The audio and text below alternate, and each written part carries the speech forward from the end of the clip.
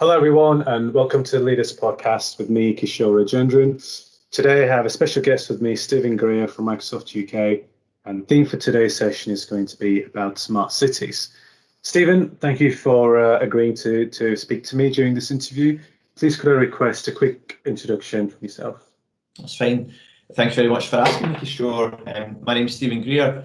I'm the local and regional government manager for Microsoft in the north, and the country manager for Microsoft in Scotland.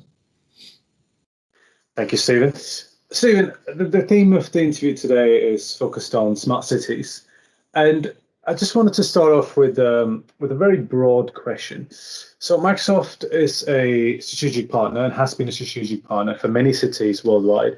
Some key cities, including Barcelona, Berlin, Cape Town, London, and many more, allowing and enabling those cities to transform into smart cities. Now, smart cities can mean different things to different individuals, to different governments, different residents in those cities. In your view, what does a smart city mean? Oh wow, that's a very, very broad question, Kishore.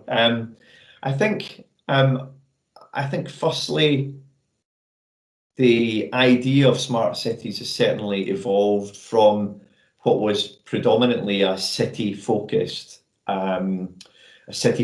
initiative, if you like, into a very broad strategy that covers places.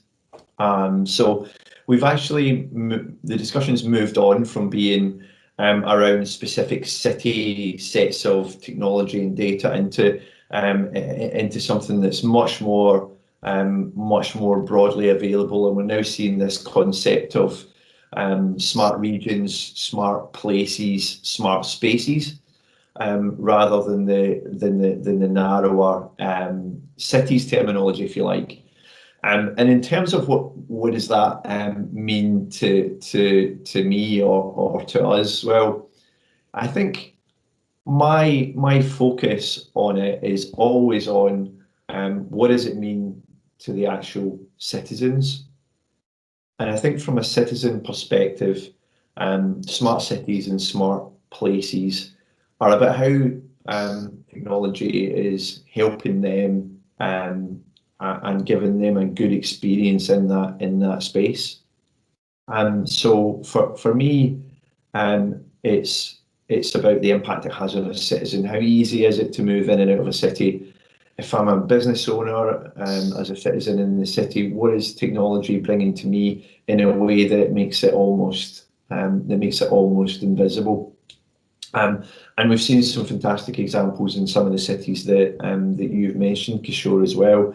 I think that recent technology has made it much easier for cities to aggregate the information that it needs to make really smart decisions.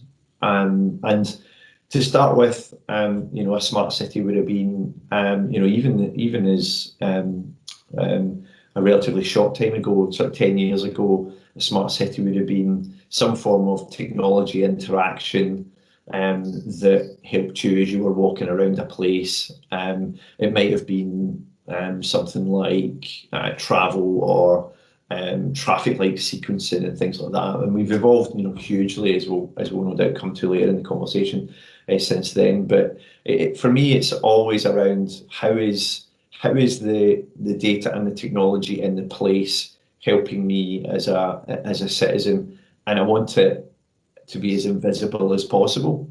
And I spoke earlier about business owners. You have this concept of because we understand what's happening in the city or the place, we then have the data that's massively valuable to citizens and to business owners. And when you're looking at business owners, that can be something as simple as, well, we now have huge predictability around what it means when, even a particular rock band comes to play in your city. We now have all of this data that says, here's the demographic that attends when they come, here's the likely increase in footfall in these areas, and here's the type of person that's going to come to that particular event, if you like.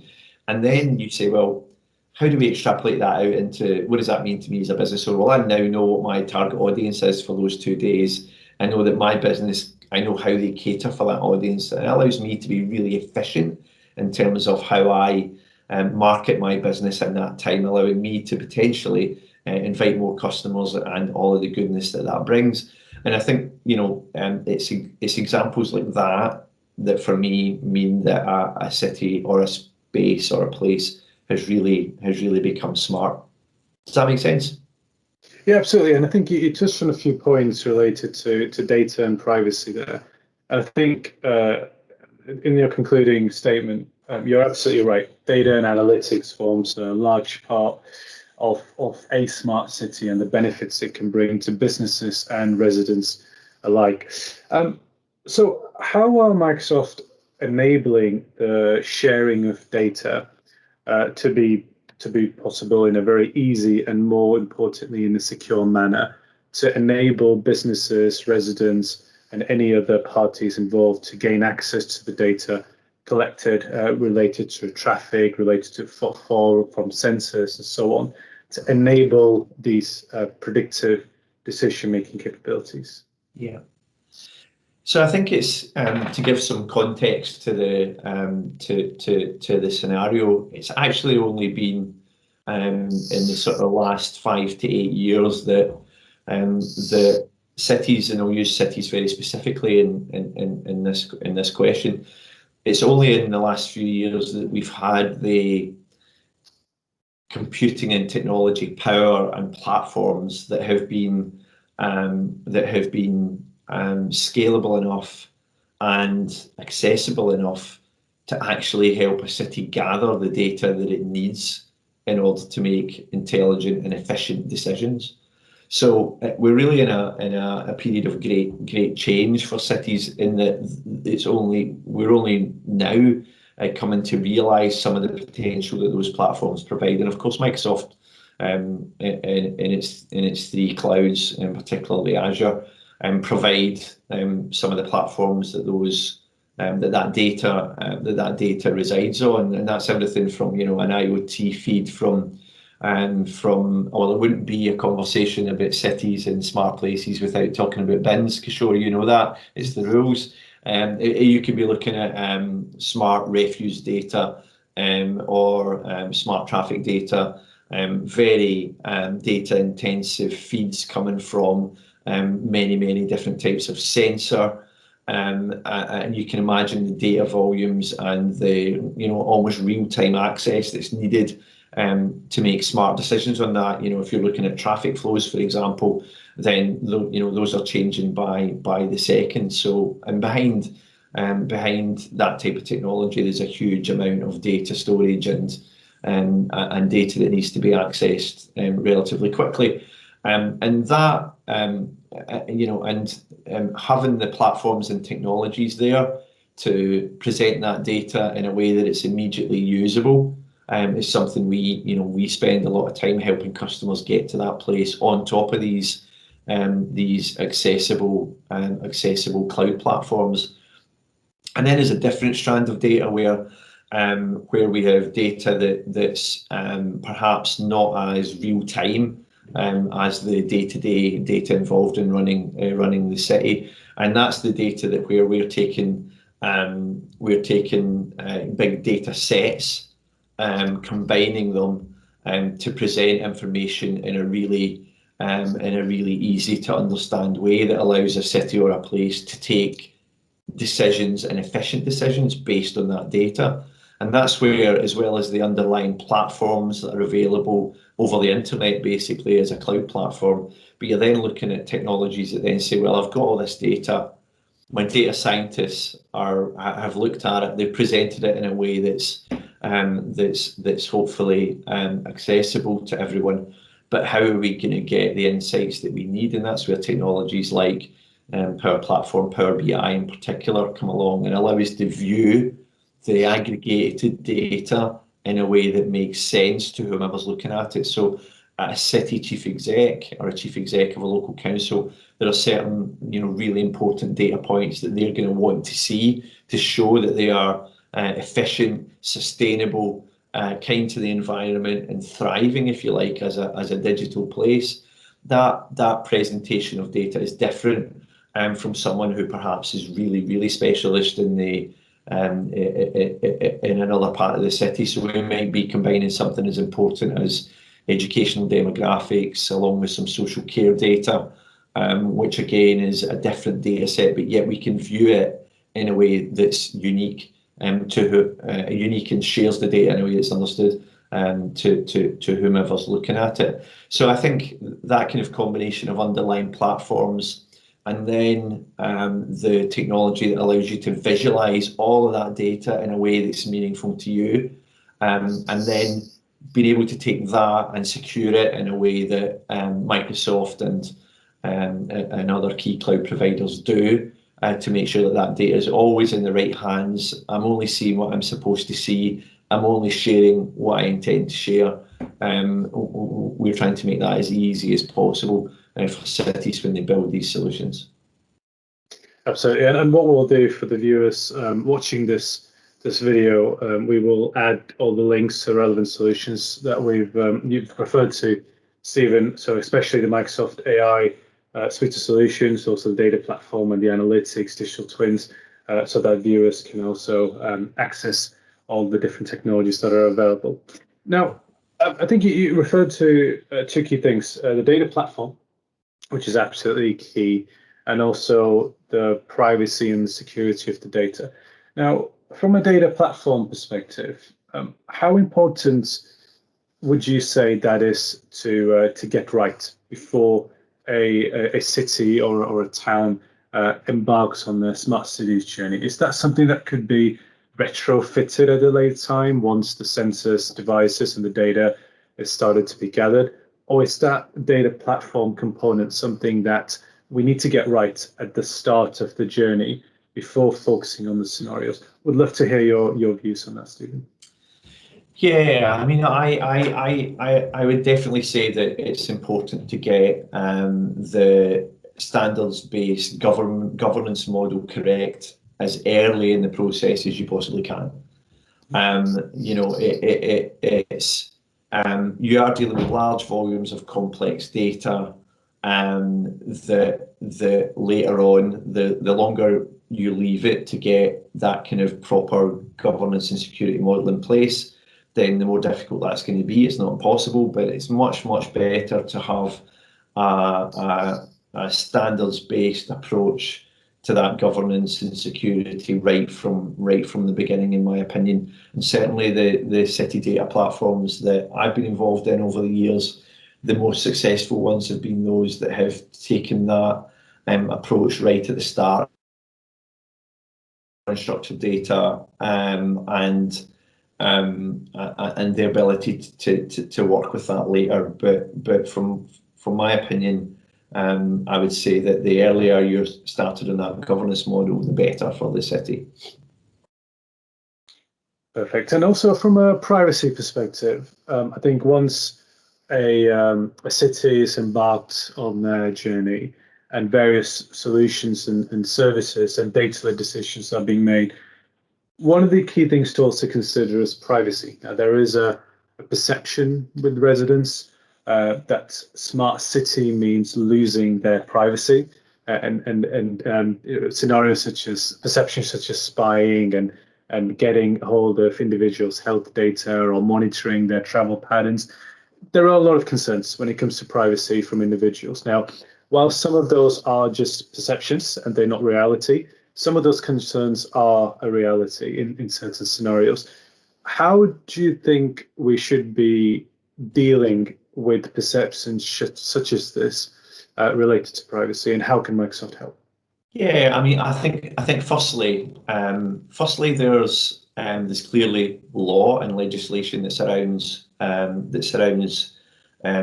data and data storage, and of course we make it as easy as possible within our platforms to help meet the various regulations and laws, in fact, that are in place in terms of how we hold data. So that's a really important thing to get right at the start. And then I think more reflective on that particular challenge. First of all, there are privacy concerns around the the huge aggregation of that data. What data is it that we're storing and then using, and the citizen's right to privacy? And of course, we absolutely provide the tools and believe that we should use them in a way that protects the citizen. But as I said, more reflectively, I think there are still some societal challenges in the way that we view the use of our data. And I think that quite often, and governments in particular struggle with this challenge, is that we know how valuable data can be. And there's a curious story that I've been using to try and make this personal over the years. I take my wife, for example, is still 100 times more likely to hand over personal data to get a discount in a high street store than she is to hand over her data to the NHS to potentially save her life at some point. And I think that the work that needs to be done by everyone who wants to advance the use of data in a constructive and beneficial way needs to work a lot better on why it is that we feel that we should collect that data, and be very purposeful in explaining why we would like it, and then what the entity is going to use it for, and most importantly of all, how is that going to benefit me as a citizen? And I think when you look at what we're able to do now with AI technologies, where we're stepping into the field of, if you take health, which is my kind of favourite passion, and when it comes to data platforms, if you look there, we're already seeing amazing work taking place in terms of earlier intervention in serious chronic conditions, for example. And we're looking at there's some amazing work takes place, for example, close to me in Glasgow, around early intervention on COPD, for example, which is a chronic lung condition. That has a very high prevalence in Scotland in particular. And we're looking at how analysis of data and some smart AI that looks at the predictability of someone turning up in A&E with that condition, rather than proactively intervening at an earlier point that perhaps requires a home visit rather than a crash into emergency care. Those examples of the reason we would like to know, what your medical history is, what medication you're on, what age you are, what demographic you're in, and then use that data and then we're as anonymous as we can make it to provide the benefit to you, the citizen. I think that's a particular area of focus. So it's hugely exciting what we're able to do.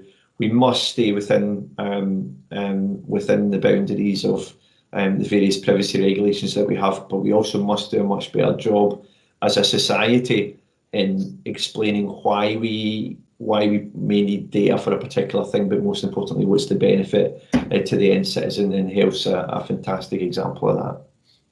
Absolutely, and it's that education which is really key, right?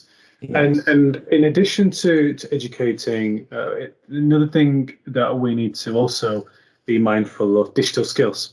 Yeah. Digital skills effectively meaning providing the relevant skills to our citizens to ensure that they can adapt with the new innovations that would eventually be enabled and delivered as part of a smart city program.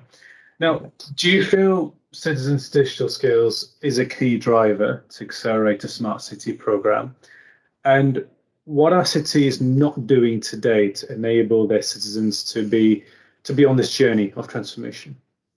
Oh, wow. That's a big question as well, Kishore. So I think, first of all, I don't think it's a case of cities not doing stuff. I think it's more a case of regions and cities and places are at different stages of the journey in terms of the digital skills of citizens of all types, right from school leavers through to the older generation. I think as the last year has demonstrated, that requirement for services to become as digital as possible, in some cases driven by the absolute necessity during the pandemic, but also more broadly that progress towards more and more services being provided digitally does mean that you need a higher level of digital skills within your community, and I think that is should play a massive part in how a city or region looks at how it can progress its digital service agenda. So you're now seeing major skills programs from technology providers. You're then seeing councils and cities take those and then distill them into skills programs that are consumable by the citizen, and in doing that you create the skills there that then allow citizens to use the services that are most beneficial to them digitally in a way that helps the region, helps the city, but more importantly helps them. So it's hugely important, and something I'm really passionate about, particularly the skilling of the younger generation through things like modern apprenticeship programs. Is something I've devoted a big part of my career to supporting as much as we can. And it's there are so many different interesting angles to how we look at digital skills. We can look at them in terms of being able to use digital effectively, and I quite often will go into a school, for example, and ask the audience of children there to name a job that involves no level of digital whatsoever. As always, you get really incredibly entertaining answers. Usually at some point someone will smartly come up and say, to give you an extreme example, grave digging can surely have no digital technology at all, and then you realise that even cemeteries are mapped out digitally in terms of how much space is left and all that kind of stuff, and you can have a bit of a laugh around the serious subject. But this, every single job that young people now are likely to go into contains an element of digital that's required to do that job. So massively important that we have kids leaving school and education with the right level of skills in the use of technology, as well as a slightly different angle, Kishore, which is do we produce enough graduates and school leavers with the right level of digital skills to create that technology as well as use it, which is a slightly different conversation around what would traditionally have been known as computer science, and still is known as computer science, for example. So there's many different lenses to look at our skills challenges, but we're all pulling in the right direction, and some of the work that's going on right now is absolutely phenomenal. And we can't going back to the main subject matter of today, we can't make our places smart without those that create them and then those that are able to use them effectively. And when you look at what's rising from a technology perspective and a digital perspective, then you can see some amazing job roles that are becoming very prevalent, driven by the events of the past year and even beyond that. I mean, if you look at the area of the country that I'm vested in from a Microsoft perspective, in the north, you see skills like robotics. So demand for people with robotic skills in Liverpool, for example, is up 115%. It's up 250% in Leeds and 450% in Newcastle, as you see these technologies around automation and robotics begin to become much more important in terms of how businesses are evolving, if you like. So it's a massive concern, challenge, and opportunity to get that mix right. And we must be able to, as a region in the north and in Scotland, we must be able to produce those, as I said, that have those skills, because it means that we stay at the forefront of digital technology and smart spaces, rather than just being a consumer of it. So, as a country in Scotland, as a region in the North England, it's massively important. And also Microsoft are doing quite a lot of programs, and I've invested in many support as well in terms of LinkedIn Learning and Microsoft Learn opportunities to help both citizens and experienced professional reskill and adapt in this changing and fast evolving world. And we'll also ensure that we add the link to the relevant skills programs that Microsoft are supporting the community and the comment section of this video. Yeah, fantastic. Yeah, and also, Stephen, one of the things that I'm really excited for in the future is going away from the smart cities mindset, which will eventually grow into a smart country once all the cities and the towns have digitally transformed, right? One of the things I'm really excited about is breaking the border and having smart continents and eventually a smart planet. And I think we're starting to see that taking shape slowly. If we look at it in the current scenario, especially in the aviation industry, there's already a data platform that is being built for digital COVID passports. So irrelevant of which country you're from, as long as you have your vaccines, we can digitally upload the confirmation certificates of those vaccines to access a digital passport. Now that's not really a smart planet, but it's step one of something very niche related to the current issues that we're facing in the world, that will hopefully be a building block to going into the future, where we don't just think about smart cities or smart countries, but we start thinking about smart planets as between countries. Now that's what I'm really excited about. But Stephen, I know you've been in Microsoft for over 20 years now. It's a very long time at such a large organization. If you had to choose the single technology innovation or transformation whilst reflecting over the past 20 years whilst at Microsoft that you had to pick as the most impactful, what would it be? And looking forward into the future over the next 5 years, what are you excited to see in terms of that technology transformation coming?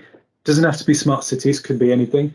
But I'm really keen to hear your feedback on reflecting back what has been the most incredible transformation you've seen, and looking forward, what are you expecting and hoping to see in the next 5 years? Oh wow. Yeah, it managed to make me feel old in that question, because sure, I have to say 20 years is such a long time, such a long time in Microsoft and in digital technology in general. So what's been the most impactful thing that I've seen in the 20 years? That's such an interesting question. Even in the smart cities space, as I mentioned earlier in the interview, a smart city before might have been, I've got maybe a bunch of intelligent lampposts, and I've got a separate system that tracks traffic flows. And now to see everything joined up in a way that really follows a citizen on their journey, through this, theoretical smart place, has been amazing. But I think I'll go back to quite a traditional technology answer, and I think the rise of mobile technology has been hugely impactful, and that connected citizen, if you like, through those devices continuously getting smaller and more powerful, meaning that services are able to be consumed on the move.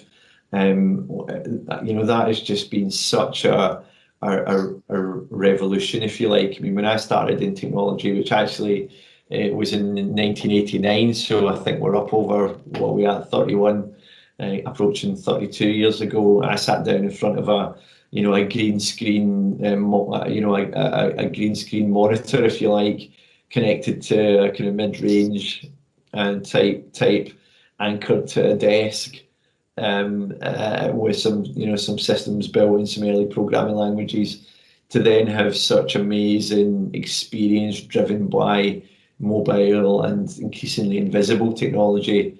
It is just, for me, what an amazing journey that has been. So I think probably that mobile revolution, if you like, has been the most impactful thing that I've seen broadly across society. There's many things in terms of healthcare, huge innovations there that have that are saving people's lives, and that's the stuff I feel most passionate about. And but in terms of more strategic and broadly, I think the rise of that mobile platform has been absolutely amazing. And then the second part of your question, Kishore, I think what's likely to go through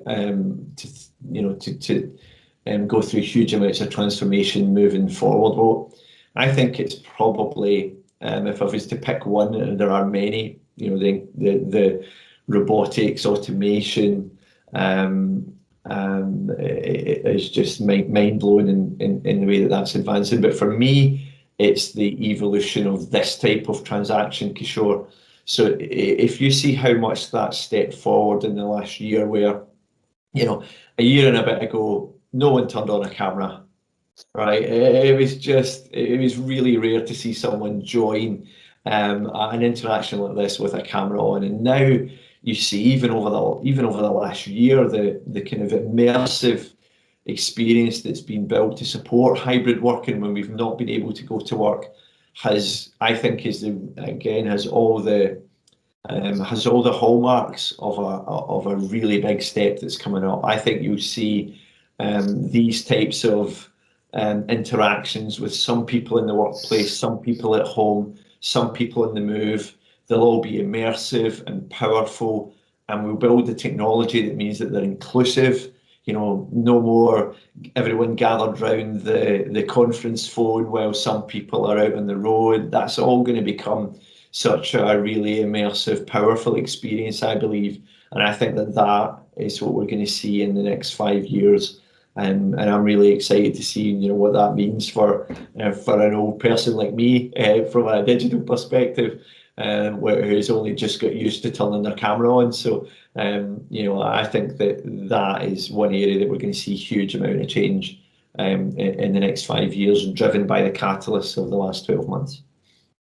That's really exciting, Stephen, and I think we're seeing an initial glimpse of what that future may look like, especially with Microsoft Mesh, a recent announcement that Microsoft announced during Ignite a few weeks ago. But yeah, I'm very much excited to see where that technology leads us and allows us to be more immersive in the way we collaborate, no matter where we are in the world. Yeah, and I think it's also important to bring that as part of that kind of huge transformation, that we bring very human aspects to that particular experience. And it's fantastic to see technology there that's acknowledging that that people are more connected to environments like Teams, for example. And we're looking at the well-being aspect of that and building it into the technology. So that concept even of a virtual commute, where you're either mentally preparing for work, or that kind of virtual commute home where you're decompressing and thinking about your day. And that we're now seeing those types of health and general well-being being built into the technology as much as we can. So you see technologies like Viva, for example, coming along that plays a big part in that. So it's not always about the technology and the immersive experience. There is a well-being aspect to this as well. That's probably the most important thing that we look at, and it's brilliant to see technology companies, including Microsoft, acknowledge that as part of this journey, if you like. Absolutely, very valid, Stephen. I think you are absolutely right. Well-being is one of the biggest factors to consider especially when the commute is no longer there. In the past year in the lockdown, we need to make sure that we have enough free time. We don't just work all the time in front of our monitors. We have the opportunity to do things that we like, ensure that we switch off and think about and do something different, right? Yeah, absolutely. But no, Steven, it's been a pleasure speaking to you today, and thank you very much for your time to talk to me. And I really hope I can invite you back again in a few years' time, and hopefully we can have a more immersive meeting in whatever technologies that may exist in the next 2 or 3 years. But it's been a pleasure talking to you, Steven. Thank you very much for your time. No, thank you, Kishore. Thank you. Bye bye.